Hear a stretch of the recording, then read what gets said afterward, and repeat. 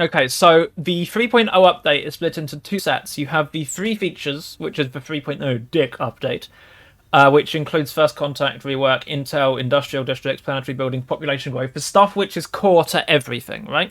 All of that stuff is in the free update. Nemesis adds extra stuff on top of that, which is part of the paid DLC. Which includes, off the top of my head, Become a Crisis. I don't have a complete exhaustive list of which is which off the top of my head, but it's Becoming a Crisis is Nemesis. Galactic Custodian and subsequently Galactic Imperium are both Nemesis. Some intel functions, some higher level spy operations are Nemesis. But yeah, those things are all Nemesis specifically. A lot of this, or most of it, is not. So, patch notes. Can you read that properly? I'm hoping you can. I have assumed in a fair distance, so hopefully you can read this properly without too many issues. Good. Okay, version 3.0. Nemesis expansion features. Espionage operations. You take advantage of spy networks. So there's a new intel thing. You do not see your enemies. You do not see other empires' borders, their fleet strength, their tech progression, their economy. You don't see any of it until you can send an envoy to them. You build a spy network. You actually learn what's going on. Right? You have to go and find out. It's not, oh hi neighbor, here have all of this information about us. Does no longer happen. Does not. It's just. I mean, like for some neighbors, maybe sure. For fanatical purifiers. Devouring Swarm, they're just going to give you all this information? Nope, no longer happens. You can run operations to steal technologies, sabotage star bases. Later game, you can literally run an operation to draw the endgame crisis down upon particular empires. Very, very much like StarCraft. For anyone I'm going to show this now, StarCraft, or anyone who knows that story about when Sarah Kerrigan was lost. Anyone who knows that story, that is exactly what you can do. Speaking of the endgame crisis, you can become the crisis. I'm not interested in this bit at all. This bit's boring. Sure.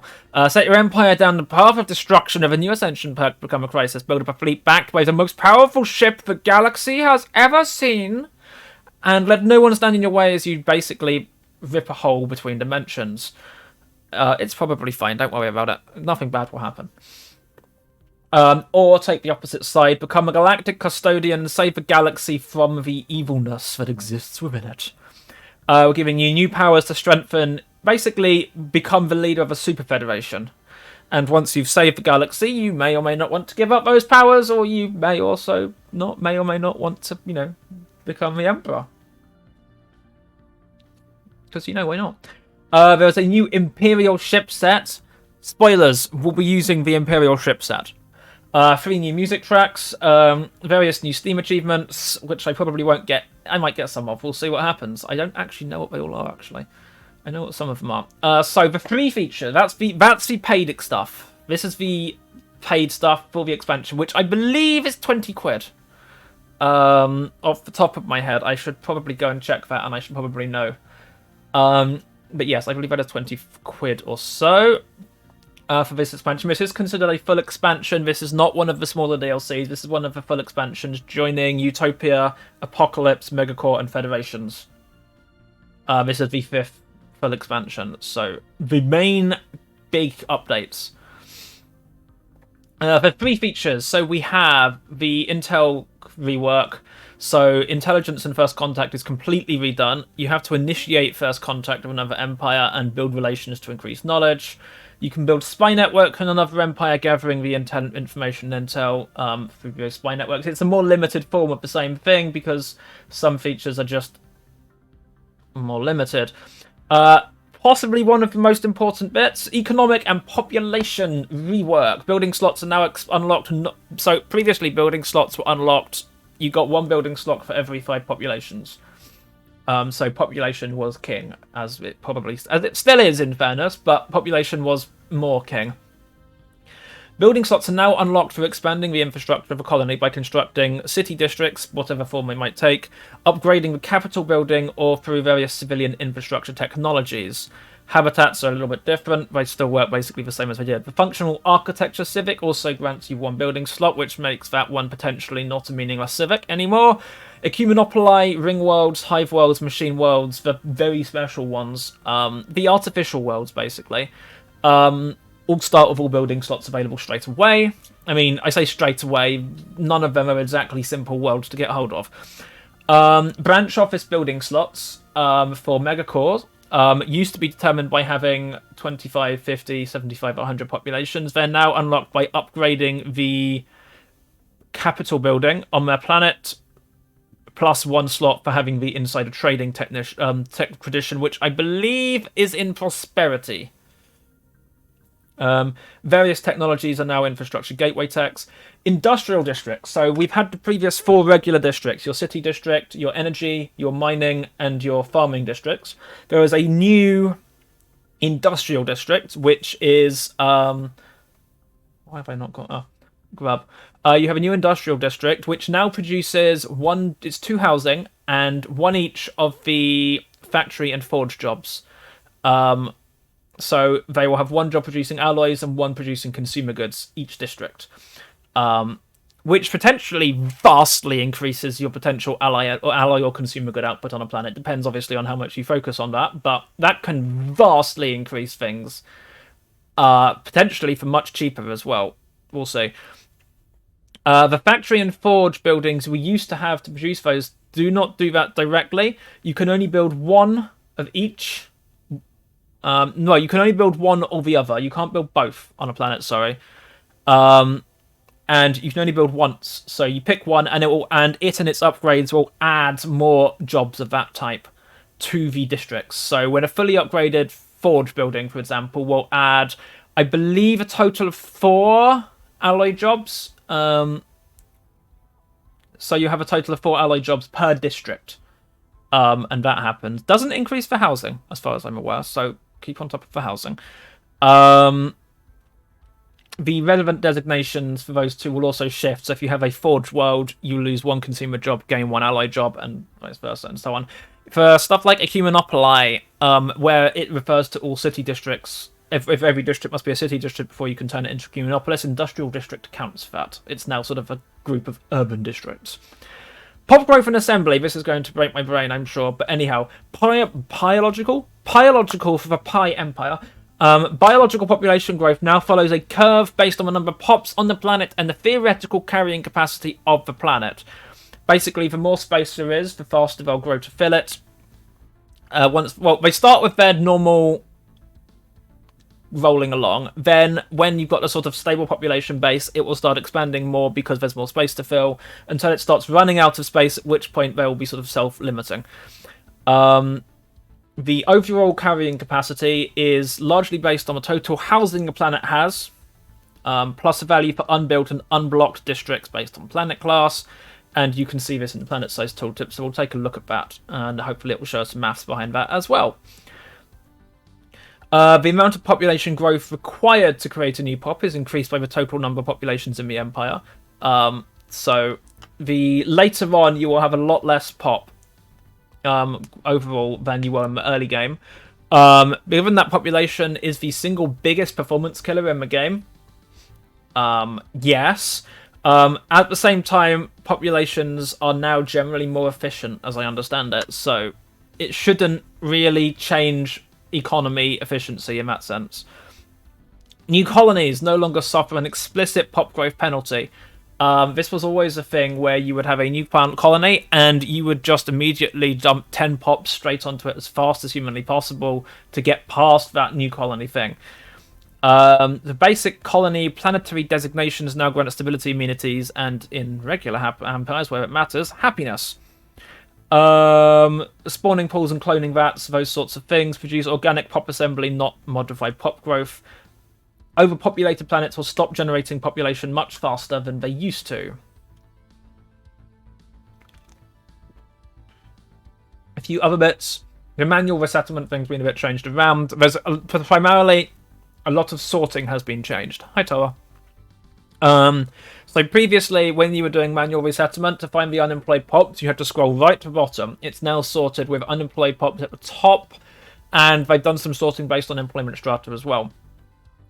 Added auto research quality of life feature for when you really don't care what you're researching at this point, because who gives a fuck?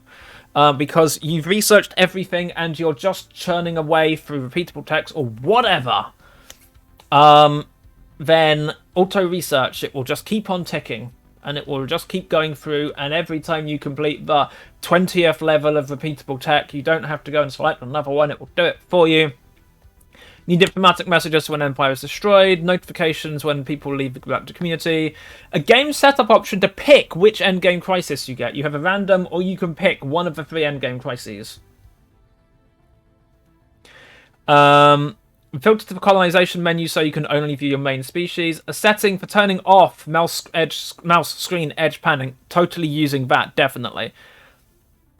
The new things, various new random events, some base balance issues. Homeworlds will now be a range from 18 to 21 size as opposed to 16 to 18. So you have just that much more space for districts on. Well, it's a guaranteed increase effectively, unless you literally roll perfectly and then roll well. So basically a guaranteed minimum starting size of 18 up to 21, which is just better. Resettlement is an interesting one. So changes have been made to resettlement. Planets with sapient. Also, we are nowhere near anywhere. We're not even quarter of the way down this page yet. I think some of it will be comments, so whatever. Changes have been made to resettlement. So planets with sapient unemployed 3 pops now have a 10% chance per month for one of them to automatically move to a different population, a different planet with an appropriate job, housing, and habitability. So basically, there's just a 10% chance each month. If there's someone who doesn't have a job, they'll go somewhere there is. Migration controls stop this happening. If there's more than one unemployed population, the chance increases. The Greater Than Ourselves, which is a 3rd level diplomatic galactic community resolution, I forget in exactly which tree, will now significantly increase that chance of happening. There's a starbase building called a Transit Hub, which increases the chance for auto-resettlement from all planets within its system. That's an interesting one, because you only get 4 starbase buildings, so I'm not entirely sure what my loadout for those might be, because I'm normally fairly consistent in my starbase build construction queue, so we'll see what happens with that one. Might not be an issue for a while, might be a later pick.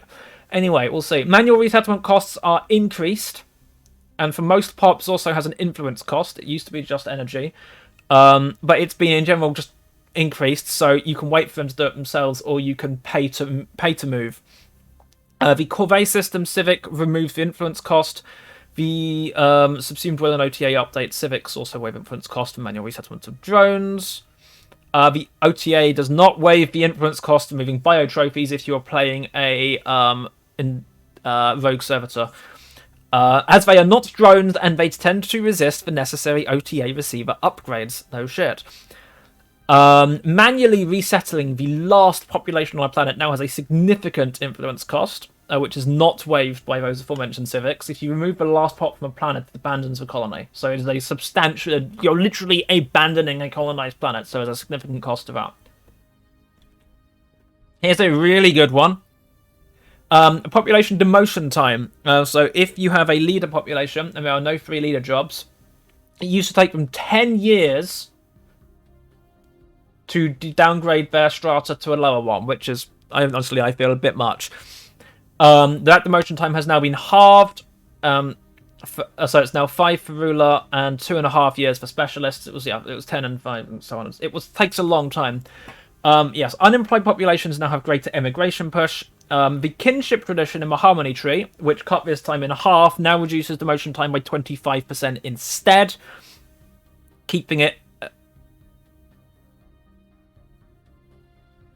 It's not overpowered to that point, because otherwise you have people just demoting immediately. So yeah, that's the thing. Empires with shared burdens receive a 20% leader upkeep reduction effect from synchronicity instead. Ringworld and Shattered Ring balance changes. Ringworld segments provide half as many jobs as they used to. It used to be 20 each for every segment. 20 housing and 20 jobs. The size of Ringworld, so that's now been cut in half. I don't know about the housing, for half as many jobs. The size of Ringworlds has been increased to 10, however. So doubled. So you can get the same total number of jobs out of it. But you're going to have to... it's going to increase the upkeep of those jobs more because you're going to have to build more districts. Commercial Ringworld segments have more clerk jobs but no artisan jobs. Shattered Ring Origin conveys Ringworld habitability preference and begins in more blockers on my home world. Shattered Ring blockers now also provide -1 max districts. Interesting. The Shattered Ring Origin no longer guarantees nearby habitable planets, which they wouldn't want to live on anyway. And they add a warning that if you are playing Shattered Ring Lithoids, there will be mineral scarcity problems because a ring world has no way to get minerals. Lithoids eat minerals. You see the problem here. In a Shattered Ring, there are nothing else in your system. You have no in-system resources. So you have to go to a different system before you get any minerals at all, other than literally base income. Which, if lithoids are consuming them instead of food, you basically start the game with 0 food production. You see why this is a challenge. Habitat and Void Dwellers. Habitat capital buildings now grant a maintenance drone job for machine empires. The adoption effect of domination traditions for Void Dwellers to reduce the change the adoption effect, of domination traditions to Void Dwellers to reduce the upkeep cost of habitats from 5 to 4 alloys. Just makes it a little bit cheaper. It works out over time. It's plenty. New tradition for Void Dwellers. Modular superstructures giving +1 building slot per habitat, replacing the public works division. The effects of Imperious architecture goes on to habitat capital buildings, and interstellar franchising goes to habitat trade districts. Replace planetary prospecting for Void Dwellers with adaptability tradition. For Void Dwellers with adaptability tradition with orbital surveying, allowing construction of one of reactor districts, astro mining bays, or research districts to habitats that have none of these. If you basically... habitats will pick up one of those districts based on the resource available on the planet you build them around. If you build around a planet which has none of those, then you don't get that extra district option. Change effect of finishing expansion traditions for Void Dwellers to reduce the ally and influence cost of habitats by 20%. That's good. Because habitats are expensive alloy-wise early game. It's like 2,500 alloys to build one basic level habitat, I think. So just anything to reduce that cost early game is good. And expansion tradition is normally one of the first 2 you go for. Robots. Simplified the rules regarding what jobs robots of different tiers can work. So simple robots can work all worker tier jobs. Droids can work all worker and specialist jobs. If AI is outlawed, complex specialist jobs, researchers, bureaucrats, and culture workers are unavailable. Synthetics follow the same rules of droids, but if the AI have full rights, bugger off.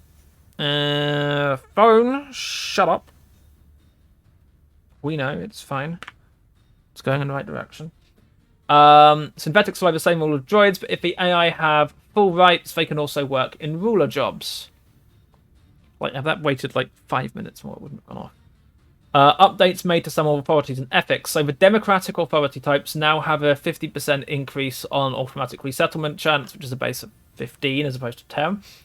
Oligarchic authority, oligarchic, whatever, increases influence from factions by 15%. Just cool, more influence. Like, that's just a flat influence boost. It normally works out to about 1.5 influence from your factions, so increasing that by 15% is just a little bit of extra. Now, these aren't meant to be big things, so dictatorial reduces Empire's full penalties by 10%. That actually makes dictatorial quite attractive, honestly. Imperial Authority retains the +1 edict cap it had. Machine Intelligence Authority gives the +1 monthly pop assembly, and Gestalt Consciousness Ethic gives +2 encryption, which is applied to machine intelligences and hive minds. Encryption is part of the intel system and the espionage system. So you have encryption and decryption. Encryption is how your defensive side of it. Decryption is your offensive side of it, basically, for working out the difficulty and likelihoods of failure or success. Envoys, diplomacy, and espionage. Base number of starting envoys is now 2. Which is up from, I believe it's 1 originally. I don't remember, actually. I don't remember the starting number of envoys, because I never started at the starting number. I almost always had something modifying it. Enigmatic engineering grants +2 encryption, and causes steal technology operations used against you to automatically fail. as well as its original effect of preventing reverse engineering technologies. Which is interesting. It will depend on how... That will depend on how... Because you only get 8 Ascension perks. It will depend on how much stuff like steel technology stuff gets used. For a science-heavy empire, that could be very good. Transcendence, the second perk for Psionic Ascension, grants plus 10 base intel on all empires, plus 2 encryption, plus 2 code breaking or decryption. Shadow Council and Ruthless Competition increase the maximum infiltration level of your spy networks. Criminal Syndicates gain plus 20% spy network growth speed. It still won't make them playable. Judgment Corps and Public Trust Officers Tradition grants Enhanced Surveillance Edict. Delegated Functions Machine Intelligence Civic grants plus 1 envoy. Shared Destiny Ascension perk grants plus 2 envoys. Universal Compatibility Tradition grants 1 additional envoy. I'll get to that one in a minute. Basically, a large number of tweaks to the number of envoys you get from different places, because envoys are so much more important than they used to be now. Envoys, it was whatever before. Like, you used them... you know what I did with them? I would just plow them into the galactic community and use them to give myself an obnoxious amount of diplomatic weight. Given they now have far more variable uses, having access to more of them in various different ways is very good. Oh dear. Have you seen how I tend to play when I start doing something to the galactic community? Oh dear. The influence cost for using favours in the galactic community has been reduced from 25 to 10. Which is interesting, because in any of the last 3 games I have played, I would buy up favours, I would plough all my envoys into the community, get myself like a plus 120% diplomatic weight overall everything. Buy favours from everyone near the top of the diplomatic weight ranking, and when it came to something along the lines of vote for permanent seat on council, or reduce council size to 1, I would call in those favours on those important votes. Those calling in favours now is 40% of the cost.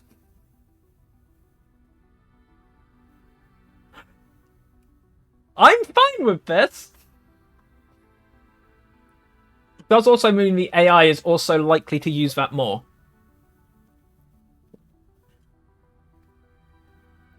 Autonomous agents and embodied dynamism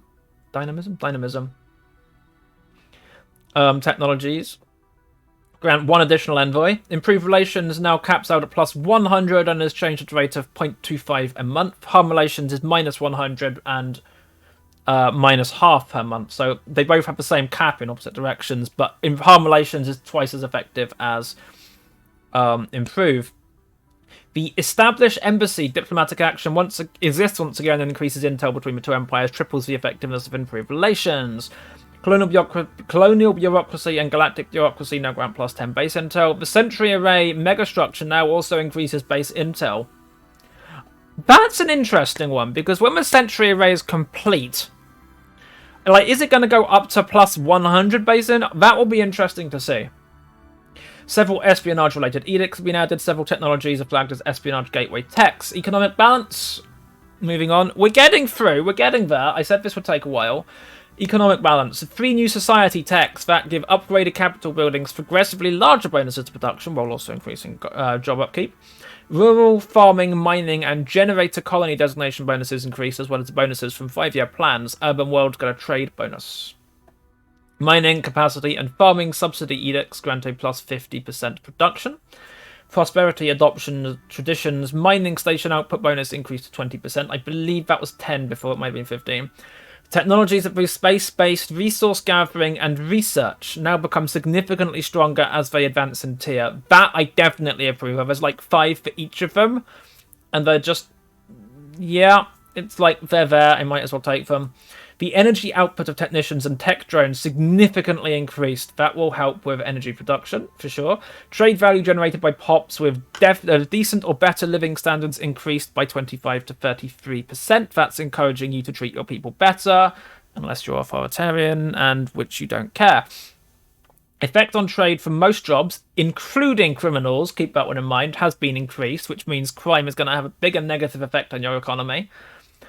Food processing sector Mineral Purification Hub, Energy Nexus buildings now also increase the number of jobs added by the districts they affect. And food processing also affects hydroponic farms. So they would all add... I can't actually remember off the top of my head, but that's good in any case. More jobs.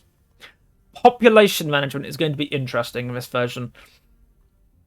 Reduce the special resource upkeep of Ecumenopolis arcologies to 1 unit per month from 2. Data bank uplinks from a discovery tradition tree granted greater bonus to station-based research. Starbase hydroponics produce a base of 10 food. Nebula refineries produce a base of 10 minerals and 1 exotic gas if exotic gas extraction has been researched. Solar power networks produce a base of 6 energy. Starbase black hole observatories base of 15 physics research and 1 volatile moat. If moat stabilization has been researched. Indeed, Dave, the game we played, I was constantly having trouble with jobs. Hopefully this helps with that. Honestly, jobs is the hardest bit of micromanagement in my game. And this is going to be interesting. I don't know how... I'm going to have to play it to see how it feels. So I haven't played the game yet. I've loaded it to look at a few things, but I haven't played anything yet. So we'll see how it feels, how it plays. Database uplinks also applies to research producing starbase buildings or modules. I don't believe so, Dave. You're meant to have less pops overall, but they're more efficient. Is housing also buffed so you get more? What's the question? You're supposed to end up with less pops later game. So population growth has been completely redesigned, more or less. So you will end up with fewer pops in the late and end games. But overall, yeah, it should grow faster. It's going to be interesting to see exactly how it plays out. But you should have about the same initial growth. Then it will explode, and then it will slow down and taper off. Be a like S-curve on a graph.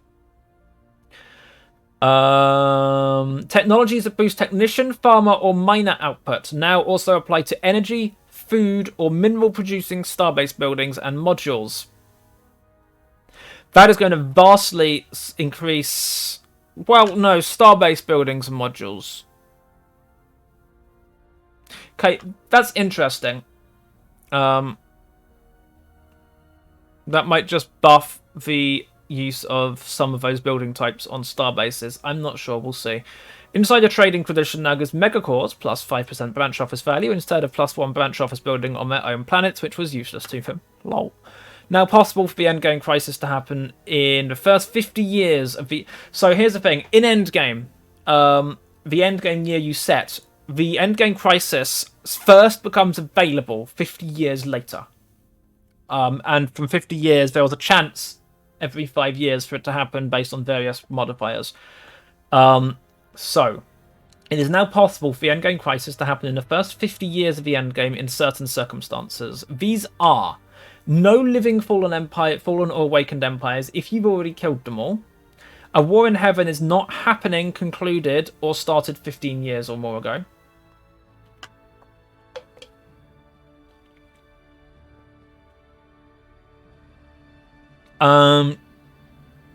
Or a country has research jump drives or side jump drives. Only the unbidden can happen in the first 50 years in this case. Basically, if you're being extremely efficient at wiping out the ancient powers and or highly tech rushed, you're much more likely to get an... well, I say much more, I don't know the weighting. You're more likely to get an earlier endgame crisis. Nuked the old script to randomize which crisis shows up. There was actual weightings depending on stuff, on what you did. Like if you had lots of synthetics in the galaxy increased the chance of contingency. Jump drives increased the chance of the unbidden. Perforium was just the other one. It is now simply purely a random choice that is random. Purely a random choice that is random. The chance of any crisis happening increasing the more years pass in the endgame. Though they've also now added the selection that you can pick which crisis you get, so... Yep. Buffed member perks for Galactic Union level 3 and 5. The level 3 perk gives plus 2 unity and plus 5% trade growth, trust growth per envoy, and level 5 plus 2 unity and plus 5 trust cap per envoy. I have not... Honestly, I have never properly played an actual Federation, and I don't know why. It's just I've never got to it. We've almost reached the end of this section. Gestalt capital buildings now provide more amenities and or maintenance or synapse drone jobs. Base colonization growth goes to 3. Bureaucrat upkeep raised to 2. Consumer goods coordinator upkeep raised to 6. Energy. Those two will now cost you more to keep going. Shouldn't be an issue if you're managing your economy fairly well. Medical workers now increase planet habitability by 1% each, greatly increasing the amount of research points you are rewarded in events. Later game, when you have a decent research output, it's like, I've said that you all have heard me say this, playing this before. It's like, yay, 500 research, don't care, next, whatever. It's like, it's irrelevant. It's like 500 research. I'm pumping that out in 2 weeks. Like, why did I bother? The Wenkward Custodian Planet Modifier now restricts output from industrial mining and refining jobs. Instead, its gardens provide a boost to the output of cultural workers and researchers. The Science Federation Election Challenge now takes each participating country's level of scientific progress into account to a far greater degree than before. Buffed enclave stations a bit, the curators, the traders, the artisans, so they can no longer be wiped out by passing amoebas. Yep. Base speed of purge is now set in the purge type on species rights. It's now possible for pop growth, assembly, and purge to overflow, adding or removing multiple pops per month. That could be interesting. Change timing for Caravaneers. Outposts and other star bases now grant +1 sensor range. Occupying star bases during a war will therefore allow you to attack adjacent systems if you have visibility into them. So that's all. Basically, all outposts will give you +1. Will give you 1 sensor range. So you can always, if you control a system, you always have some level of visibility into the next system.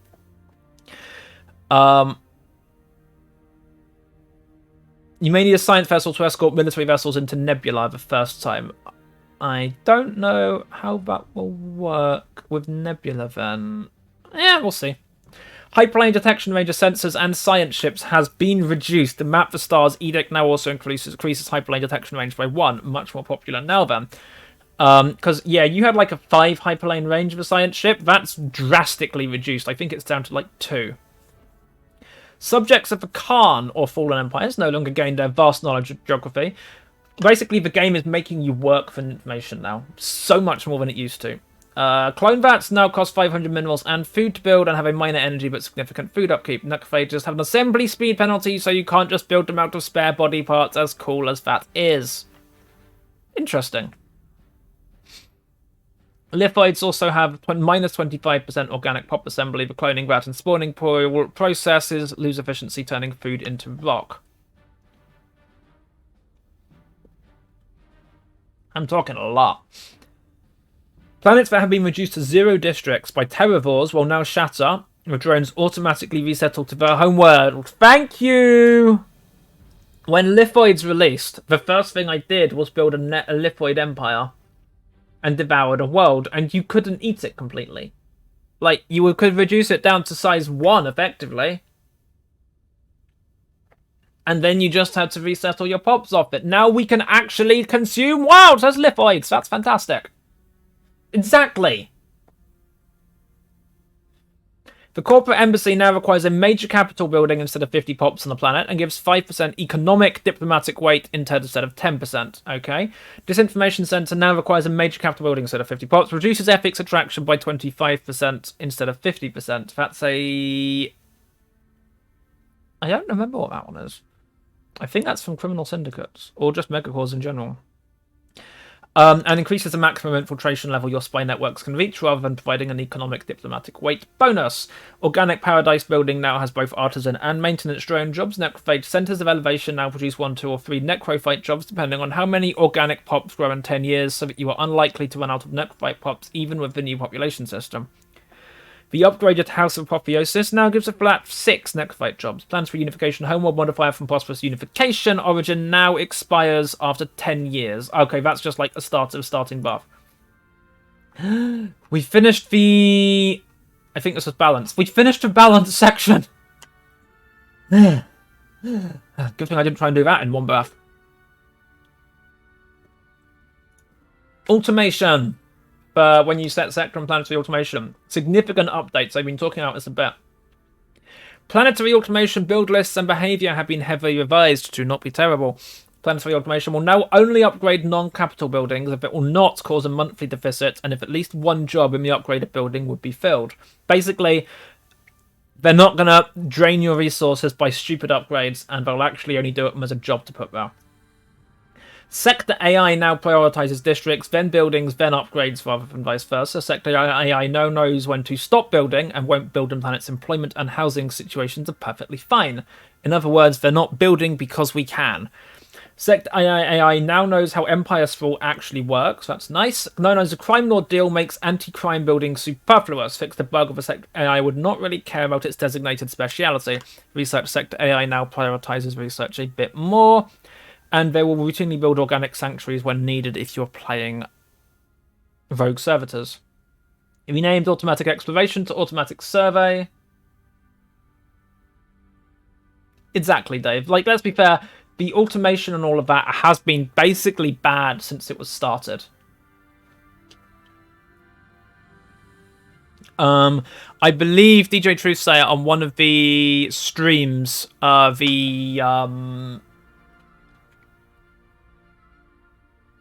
what I'm trying to say, the Stellaris Paradox streams, whatever, basically said he tried setting everything to, like, just his entire empire to automated. And, like he said, it wasn't, like, top tier, because, you know, if that's fair, it's not supposed to be, but it wasn't bad. Like, it was doing pretty well. So, you know, that works. Performance and stability, always good to see. Many efficiencies in the scripts dealing with species rights you can pick. As a bonus, the scripts are now infinitely more readable. A hot join OOS save is created on GameStart 2 now. A new checksum only used in hard out of syncs. Fixed an out of sync happening when modifying a species. One due to robotic pops getting happiness. Fixed an OSS. Rising due to incorrect order of updating caches. And a desync that could happen if two empires pick the same start. UI. MP multiplayer. Sorry, whatever. Games now show an icon in front of a player that paused so we can shame people properly. Localization text for Golden Rule Federation Challenge. Improve the message there. Menace console command that grants menace. Console command menace perk that lists the player's perks and their status around no arguments. Fixed machine names, various things for Chinese localization. Galactic community button appearances improved. Windows only makes console more gracefully handle dead keys. I don't really use the console, so whatever.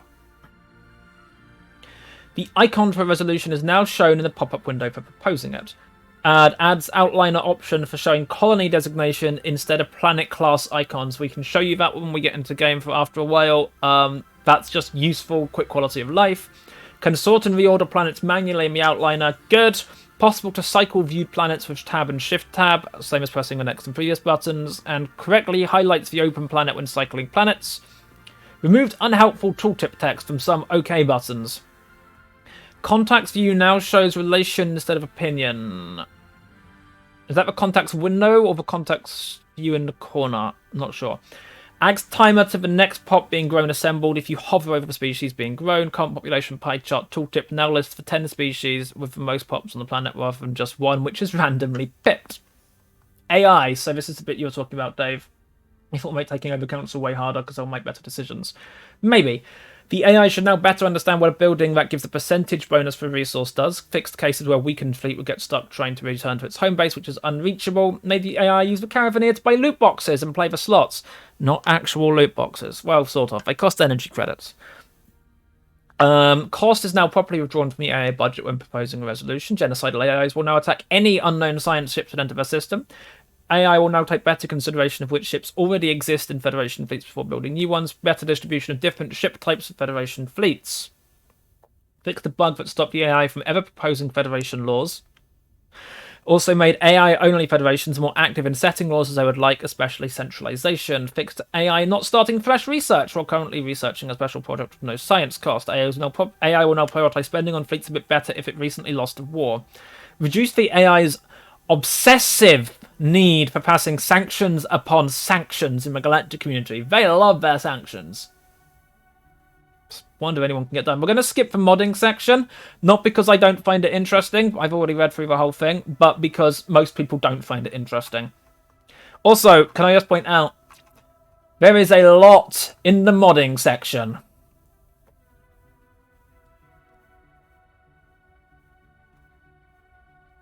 Bugfixes. The slider is now halfway down the side of my window. Also, bless you, Paradox, for having a dark theme on the Stellaris forums. Thank you. The Purge type tooltip for processing a lithoid species is now correctly states this produces you minerals. This is all bug fixes, by the way, so fixes to stuff.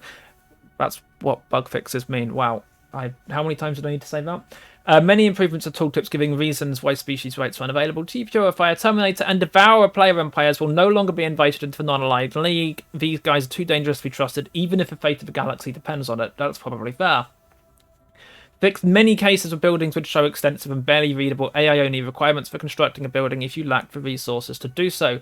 Galactic storms may now no longer be called Stormstalk in case they will be called the rather more menacing Stormstalk. Awakened empires are now properly destroyed and may lose their last planet. Self-modified pops can no longer be resettled to other planets. Added event if the Horde is destroyed before the Khan returns with their second fleet.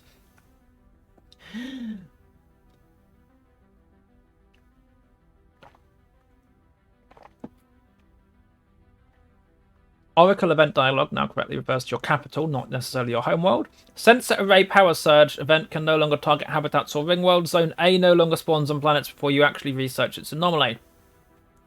Pops can now only take soldier jobs if they belong to a species allowed to serve in the military. These are just generally good things. Nerve stable pops can no longer have full military service as they lack the mental capacity to be generals or admirals. Something humans. Now you can only ask the president of a hegemony wherever you may join it, since only they are allowed to say yes. Makes sense. Planet nominations can now be boosted when a galactic market is relocated, not just when it's founded. Remove the empty modifier from tooltip in ancient drones. Empires destroyed from Doomsday Origin no longer trigger the default Empire destroyed notification event. Right, okay, that makes sense. So they don't just get this empire has been wiped out. They get their planets exploded. Purchased Caravaneer pops can no longer be pre-sapient. Lithoid Humanopolis emissive fix. Better event text for the start of a war in heaven if someone else leads the non-aligned league and is converting their federation into it. It had previously accidentally been unused. Hidden Worlds event no longer says you are clearing kelp when clearing a sinkhole. Released vassals will no longer not have an origin. In the Wenkwart chain, the keeper country was sometimes deleted between events causing errors. Now it's remade if it doesn't exist. Fallbacks to dismembered Cloud Federation chain if countries lack starbases in their capital system. I'm okay. I was going to say, how on earth would that ever happen? But these are gamers. Everything happens. The Great Khan will no longer try and fail to form a democratic federation of Khandom if they lack inhabited planets. Caravan's pathfinding script led them to going home rather than to the next capital every time.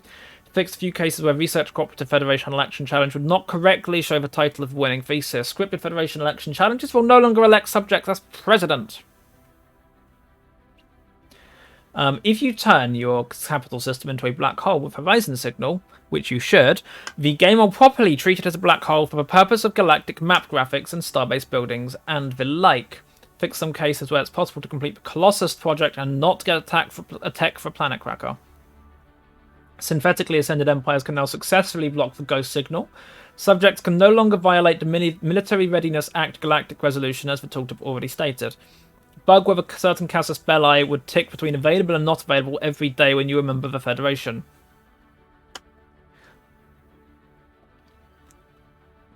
Drying my throat out. Fixed a country/federation check in script for ideology casus belli.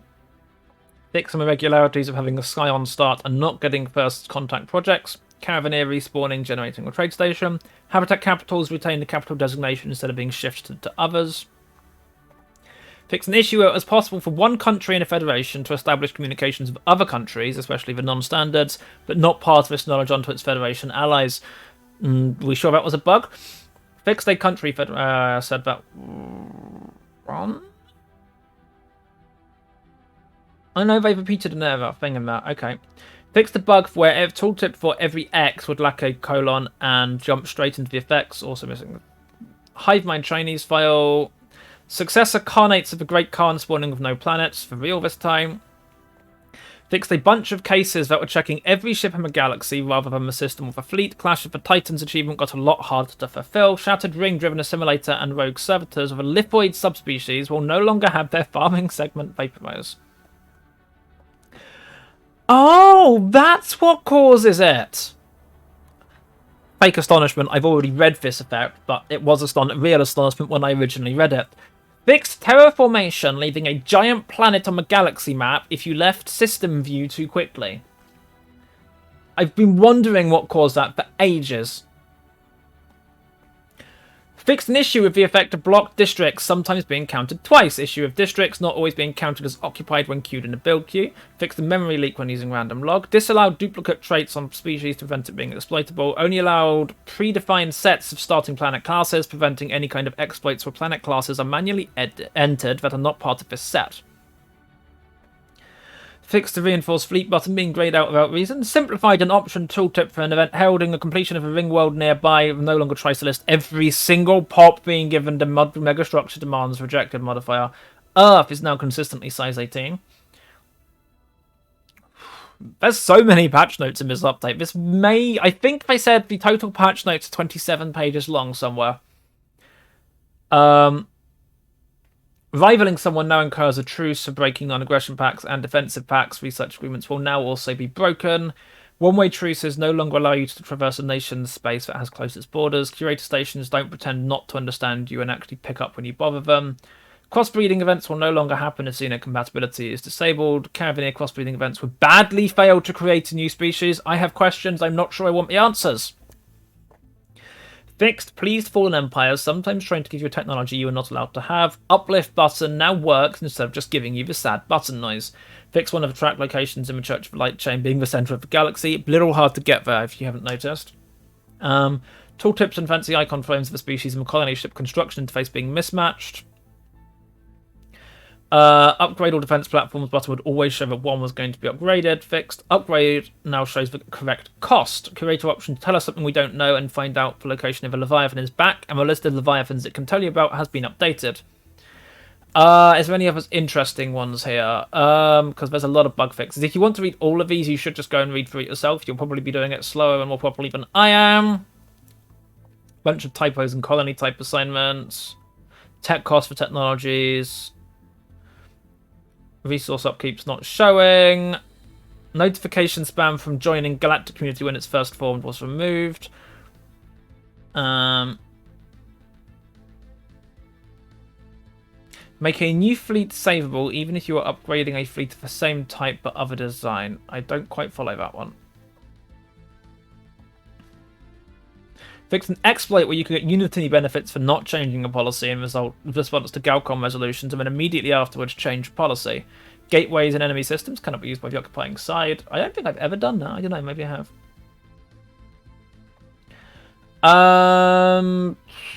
Grammar fixes, wrong empire name, and resource.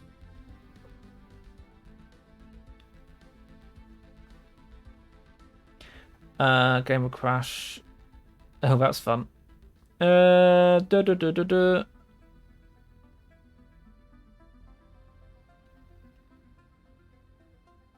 Stations in occupied systems will no longer build or upgrade ships. That's good.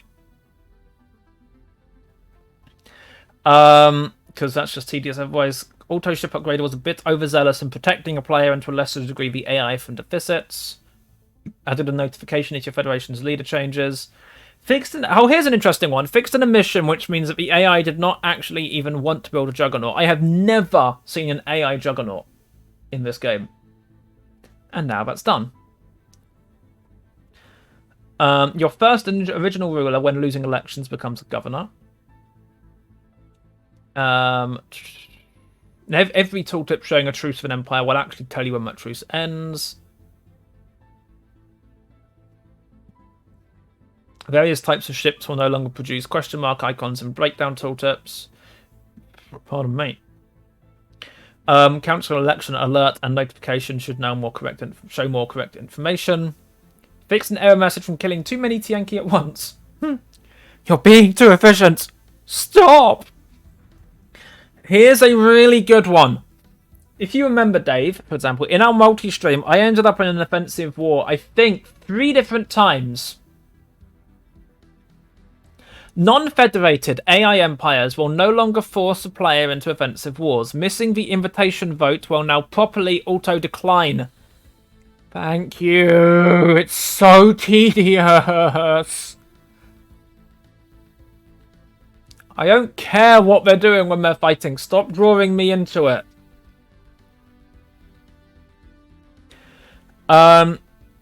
You are no longer prevented from proposing a targeted galactic community resolution. A similar resolution for a different target has already been proposed, which would stop you having multiple denunciation resolutions at the same time. Couldn't bombard the Great Khan's planets. Added tooltips to various different things. Achievement is being properly unlocked.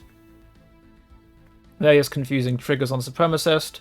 Fix the ship name for the Shard Dragon being name Grand Dragon. Primitives no longer prefer hard labour in the fields to cushy specialist jobs, though the question of whether they get a choice is still there, I suppose.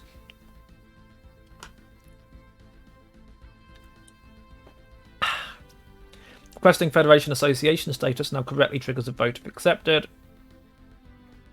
Fix issues where Empire names would... So, fix an issue where Empire names starting with the would have the name in many event texts. You won't hear about orders being destroyed if you've never met them. Galactic Doorstep Origin Chain sometimes failed to fire its last event. Fixed. Fix the bug where you could build another mega structure if you had a mega shipyard in the system, but not vice versa. We no longer try to resuscitate the Great Khan twice after he gets blown up once. Fix the enigmatic fortress continually repairing itself every 10 days. Again, for real this time. Oh, that's good. Fix some cases where high war exhaustion claimed that peace could be forced despite the war goal not allowing forced peace.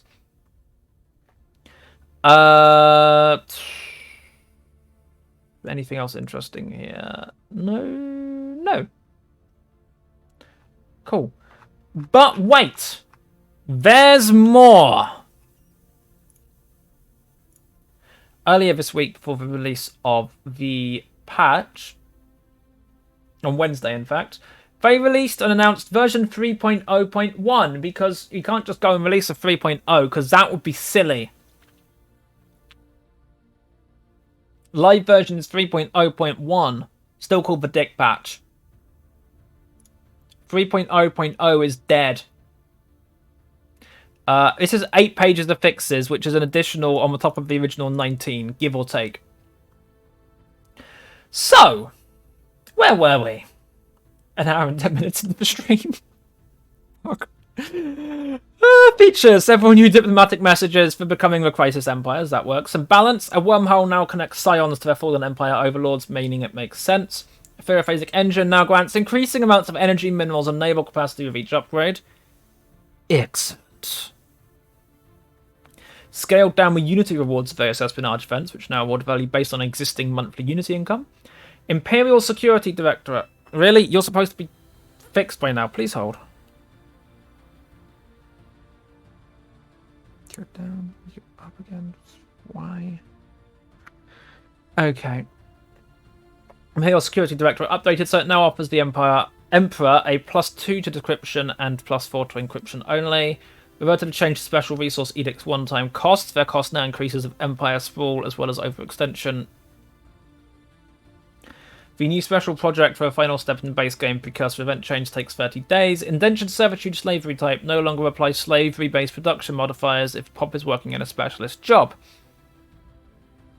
Lower chance for unbidden spawning overall, as they can spawn early and so are appearing a lot more often than other crises. If you're any good at the game substantially, you'll quite possibly have jump drives by endgame every time. Fix potential crash to desktop, partial failure to connect to host in multiplayer. Stop the console command from crashing. Right-click unassigning a Spymaster envoy no longer desyncs the game. Improved efficiency of the code for picking what to build via planetary automation scripts. Reduced the destroy galaxy performance impact by not destroying each pop individually. Jeez. Oh god. Remade destroy colony so it's destroying any pops before changing owner control to no country, just to reduce the amount of per pop calculations. AI weight fields from buildings as AI was periodically evaluating whether they added up to less than -1, which they never did, to see if they should be destroyed, so it wasn't really even being used. Fixed the crash on Linux. No one uses Linux. I'm lying. It's Paradox is actually very good at making their games functional on Linux. Filter out ill-suited empires. This is UI. From the top right, target empire drop-down in the diplomacy view. Galactic focus selection window is now hidden when changing tab. Build ship and build defensive platform buttons have been changed to open catalog. Disable newly renamed open catalog buttons in Starbase and Megastructure shipbuilder UI when we have no effect. Okay. Overhaul of the multiplayer game lobby, making it clear who's doing what. Excavation sites are now grayed out when fully excavated. Remade Planet View locked building slot tooltip to refer to actual capital building name and district of the highest building slot add modifier. Sure. Details for everything are now hidden in the breakdown of diplomatic weight if you don't have enough intel. Tidied up the tooltip for planet's habitability in the planet interface to clearly state what each number is. Intel value should be better displayed. Espionage options. Yeah, right. Espionage options categories filter is now hidden if there's less than 2 operations available. Only showing espionage operation category filters for potential or ongoing stuff. You can now use Go to Capital and Marauders in the context menu. Sufficient intel hovering over the button to form a council research agreement will now tell you how many technologies you and the other country may learn from it. That's actually really useful. Quite often, making a research agreement, you have nothing to go on other than maybe like the relevant, the relative tech strength. There's nothing detailed to go on. Hovering over a button to form or cancel a commercial agreement now tells you how many credits you will gain from it instead of having to start proposing it to find out. When you're offered an agreement, you'll hear about the benefits. Removed superfluous "Are you the baddie" tooltip for the Crisis tab, only displayed when not becoming a crisis. Improved consistency of diplomatic stance policy options, being hidden or unavailable visibility is now determined by government type and DLC ownership. Or other factors determine availability. Tooltip for crisis objectives contains information for how much menace you gain from this objective. Variety to the unknown species card will cut out in the first contact interface. Inappropriate line breaks and intel labels for some languages. Diplomatic packs an empire has, even if they're only known via a second-hand intel source. So, for example, you have high intel on A, and you know, therefore, it has a commercial pact with B, and that will show in the commercial pact and the diplomacy view of B, even if you don't know everything about B's in diplomatic pacts. That does make sense. I don't think I read it very well, but opinion map mode properly hides opinion breakdowns unless enough intel is gained. AI war strategies are now recalculated more often to make it respond better to changes in ally fleets. Better accounts the value of different resources when deciding what to buy in the market. Allows the AI to trade with living metal, dark matter, and Zro. That could make some interesting changes happen. Added cooldown before AI considers responding to a proposal set in a particular variable. Increased randomness when AI responds to the proposal. Will still do a daily roll if it should, but chance for responding starts at none and then rapidly increases each day until proposal expiration date. Better consideration that Federation and Galactic Defense Fleet ships have no upkeep when deciding which ships to build, and they will remember which capital systems they visited. Modding, again, we're going to skip. Bug fixes! Biggest... Oh, gods. Oh, gods. Here we go. Rare case of front-end background not covering the entire screen. Thank you! Like, it's a minor cosmetic thing, but I have had that for 3 years. Zero distillation always becomes a tech option if extra dimensional experimentation resolution is enacted. Superfluous information about default country types. Event now tells you about a new trait. Habitat auto-designation would not pick energy specialization when that was clearly the right choice. Some grammar errors. Molluscoid integration event no longer refers to tiles. What on earth is a tile? That's old school. It now only gives you 6 new pops. Special project, we'll talk about spaceport of the planet. Something fairly unreadable. Fix an issue where you can break the necrophage origin by having your pre-patent species as a subspecies of the main species. Okay. Leaving federations for events no longer generates opinion penalties unless we deliberately want those penalties set. Resolutions to repeal the banning of slave trade now have their correct icons. Corrected fallen empires in their mistaken assumption may have 16 building slots instead of 12 on their starting planets. These fallen empires in their mistaken assumptions.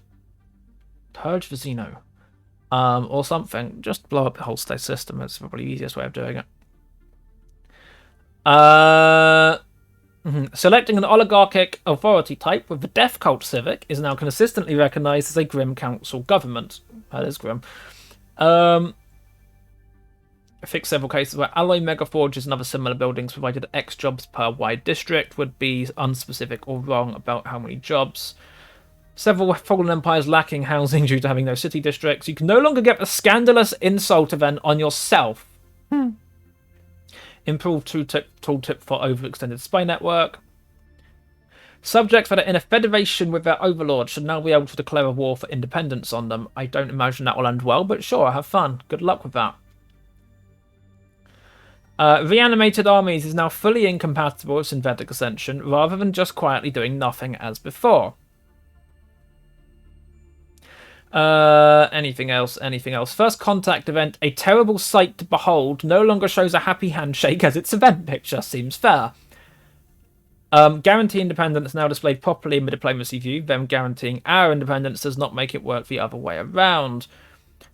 Tooltip for society management now correctly mentions a crisis tab if a player has Nemesis installed. Here's one. The traditions and relics interface is now referred to as society management as opposed to traditions and relics. Not a substantial change, but it's a good one. Anything else interesting? Fix the AI sometimes having sectors with no planets in them. Sectors have to have a capital planet. Operation Armed Privateers may only be conducted against the same targets once every 3 years. The operation will conclude early if another empire has successfully armed brigands before you have. If the other side finishes first contact site before you, but you had you had successfully started a hostile first contact event chain and were merely awaiting the outcome, you will now get the rewards and flavor event anyway. Reworked the final step of the Voltram, Ute, Firstly, Gerassian and Cyberx precursors, one-day special project on the discovered homeworld rather than the last event being fired on survey. Bespoke event descriptions for scenarios in which Operation Spark Diplomatic Instant is conducted against a target who in turn causes offense to your own empire. AI... Anything else interesting we want to talk about here? Fixed missing event title when declaring TNK to be galactic pests, frankly uncalled for. Votes now display as a pop-up so they are not as easily missed and auto-declined. That's very helpful, because votes actually need you to say something, unless they don't. So, yeah, that's good. Various instances of an extra exclamation mark appearing in notification messages, which is obviously unreasonable.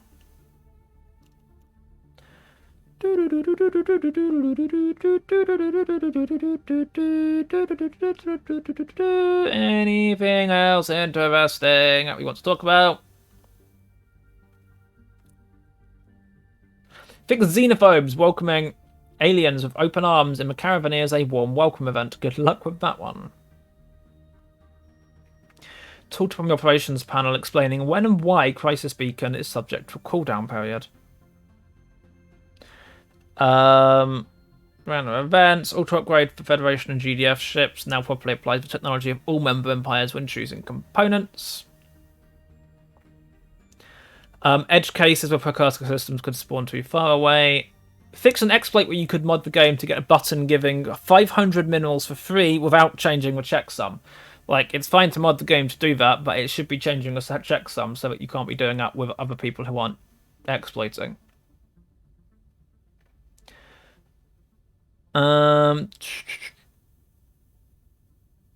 Fix a tooltip for the event when you become Emperor, showing erroneous information as you did if you did so as a Gestalt of Megacorp Empire. You can't be a Gestalt Megacorp, can you?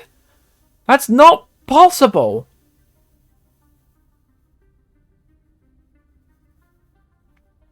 Gestalt limits you to hive mind or mission. How? Huh? Sure.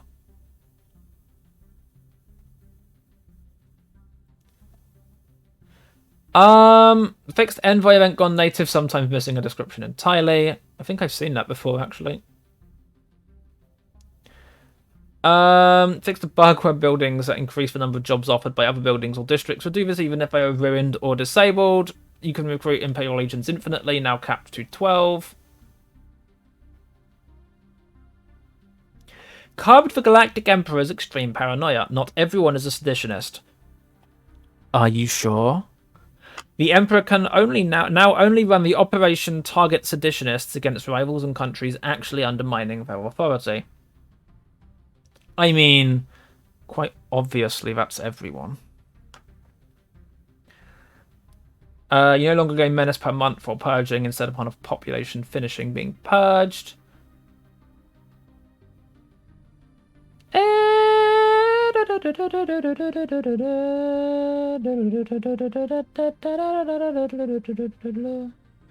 I'm just scanning through quickly, see if there's anything else we want to mention. Various achievement fixes.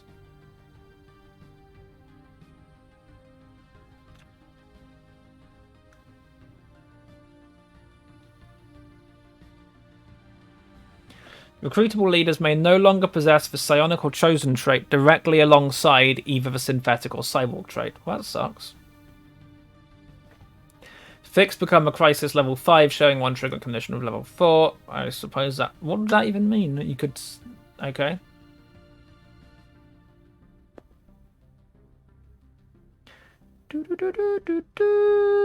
Fix diplomatic map mode, leaking information you do not have intel on. Subjects are no longer able to become presidents of federations through rotation or random succession.